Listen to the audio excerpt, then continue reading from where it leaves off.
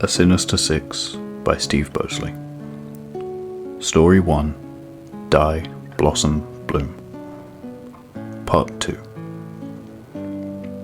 It was a full day before Geraldine Butler Thompson returned. Ted knew she wouldn't be able to stay away. He was sitting inside, reading a book, when he saw her throw his garden gate open and come marching up the path. The bang on the door, and it was a bang, made sure that if he had been sleeping, he wouldn't be anymore. Ted pulled himself to standing and slid his feet into his slippers. By the time he opened the front door, she was already nosing around his roses, fingering the blooms. "Can I help you?" he said. Mrs. Butler Thompson spun on her heels. She was sporting a red beret today, still at an odd angle, still ridiculous looking. "Mr. Harris." She brushed her hands together, removing any traces of dirt that she may have picked up. "Your roses are looking wonderful today." "Yes, they are, thank you." Again, he was polite, but offered little in the way of conversation. She had come to see him, after all. "You really must let me have the recipe for your success." There was that titter at the end of the sentence. Ted smiled and said nothing. Mrs. Butler Thompson stepped back and looked up and down at the rose climbing its way around his window. She looked around almost as if to check they weren't being observed, and leaned in close, speaking directly into Ted's ear. "You do realize that the use of artificial growth stimulants will remove your eligibility?" Ted had been holding the doorframe, and he gripped it tightly. "What makes you think I'm using anything artificial?" "Come now, Mr. Harris." She smiled and pulled on one white glove, shaking her head slightly. "We both know that your wife was the architect of this." That pause again, as she swept her hand behind her. "Lovely garden. With the greatest of respect." Although Ted suspected a comment to the contrary. "Your garden declined following your wife's disappearance. This year, I'll grant you look to be having a modicum of success. In fact, I would say that your garden has made tremendous progress in the lead up to the judging.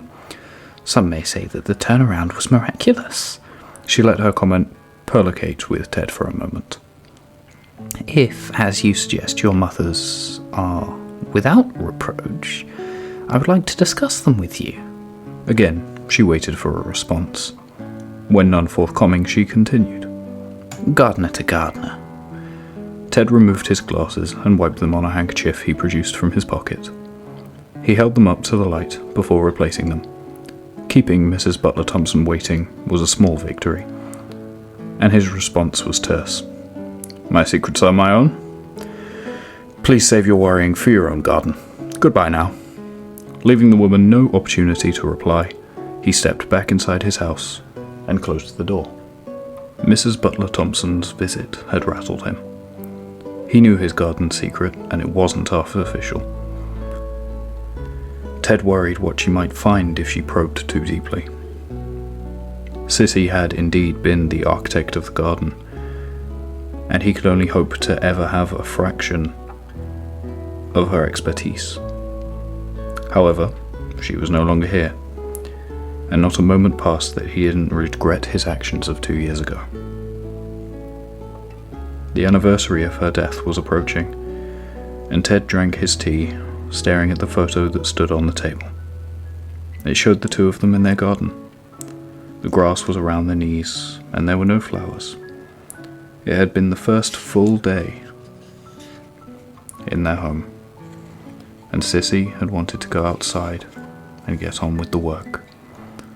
The moving boxes remained unopened and stacked inside the cottage, but she needed to be outside. Ted had laughed and completed the unpacking himself. The photo was in an old wooden frame, but he wouldn't replace it. He moved it closer to himself and ran his fingers over his wife's face before taking another sip of his tea. Part 3. If asked, Ted and Sissy would both agree that city life had been hard-going, monetarily rewarding but soulless. The regular grind of the daily commute, followed by 8 hours in an office, had taken its toll on the couple. Never having any children, they had both devoted the best years of their life to their careers. But as retirement loomed, Ted and Sissy made a decision to get out of the city, opting for a rural existence and a slower way of life. Married for over 40 years, they had had a tiny sum of money in the bank, enough to buy a cottage in the sleepy village of Haverley, significantly bigger than their city apartment. Sissy had worried about the maintenance and upkeep of such an old house.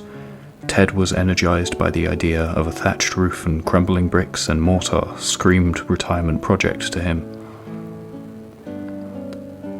Sissy, conversely, could see vermin in the thatch, and she knew Ted's enthusiasm to tackle the project would be outstripped by the limitations of his aging body. Sissy's doubts melted away when she saw the cottage, and any vestiges of uncertainty that remained evaporated following their first night in their 4-poster bed. The cottage was not without its idiosyncrasies, creaks and groans as the original timber beams expanded and contracted each day, and doorways that required Ted to stoop to pass through. There was damp in the cellar and dry rot in some of the timbers, but it was their cottage, and that had made it special. It came with a decent-sized front garden, a square of knee-length grass, bordered by deep flower beds. Like many of the others in the village, it was restrained by a sandstone dry stone wall, which was home to a variety of mosses and liverworts, which Sissy thought added to the ambience. Ted had wanted to hire a pressure washer to clean them off, but Sissy had stood firm, and so they remained. There was a small back garden with a patio, a strip of grass, and a small tool shed.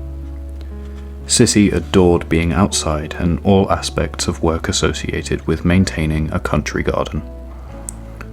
Living in a tiny 1-bedroom city apartment for so many years had deprived her of the chance for a garden of her own. As a young girl, she had watched her father care for their garden home, and she longed to put it into practice, the things he had taught her all those years ago. As it turned out, Sissy was a natural. Her garden drew admiring remarks from even the staunchest locals, who had to agree that, for an outsider, the woman had a talent for horticulture, although some of them did it through gritted teeth. Their garden became an oasis of colour in the sea of sandstone and concrete that was Haverley. Sissy's compulsion for gardening grew, and what seemed like every minute of her day was taken up with the garden. She could usually be found on her hands and knees in the soil, filling the borders with annuals or pruning the shrubs. Although she did not shy away from the heavier jobs and had created a remarkable sprawling rock garden that took up almost a quarter of the usable space. She had hauled the large chunks of stone in a wheelbarrow through the village streets, which drew disapproving looks from some of her more sedentary neighbours. When she wasn't in the garden, she had her head in a book, consulting on some aspect of soil care, or looking up one plant species or another. The garden was a testament to her endeavours. To Ted, the garden was Sissy's domain. Initially, it was all she could do to get him out of the house and away from the TV. "We're in the countryside now. We should do some countryside things," she would tell him. When finally coaxed out of the cottage, Ted would watch her for a while, before returning indoors. Never one to admit defeat, Sissy purchased a blue and white striped deck chair, which she opened out on the front lawn one day. She placed his newspaper by the side of it and dragged him out into the open. Once he had lowered himself into the seat and had his paper open, he had to admit it was quite a pleasant experience.